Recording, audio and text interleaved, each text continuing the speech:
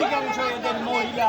আপনারা দেখতে পাচ্ছেন দারিকামারি যে নদী, এই বুড়াধরলা নদী প্রায় প্রতি বছর নদী ভাঙনে সর্বধ্বংস হয়ে যাচ্ছেন এলাকার বাসিন্দারা। দিনহাটার ছোট নাচিনা এলাকায় বুড়াধরলা নদীর বাঁধ নির্মাণের দাবিতে সোমবার সকালে স্থানীয় মহিলারা পথ অবরোধ করেন। তাদের অভিযোগ, নদী ভাঙনের ফলে তাদের ফসলি জমি ও বাসস্থান ক্রমশ নদীগর্ভে বিলীন হয়ে যাচ্ছে।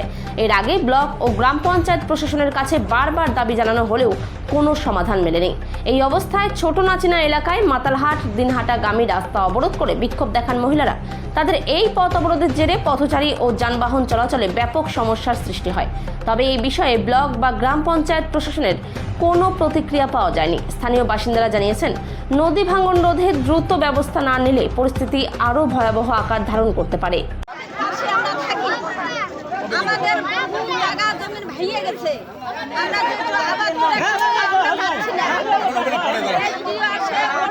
আসছে মনে করো কুচবিহার থেকে আসে, এইসব ফটো করে সাংবাদিক আসে, উঠায় নিয়ে যায়, আমাদেরকে ভোট দেন, আমরা তোমাদেরকে এখনই নদী বাঁধা দিচ্ছি, তোমাদের কোনো অসুবিধা হবে না, এরকম করে আমাদের কোথায় চাকরি করেন?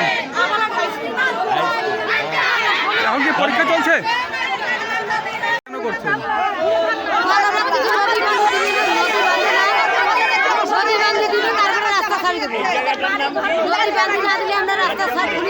এটা কোন নদী? আমরা নদী চাই, আমরা নদী চাই না, আমরা নদী বাঁধতে চাই।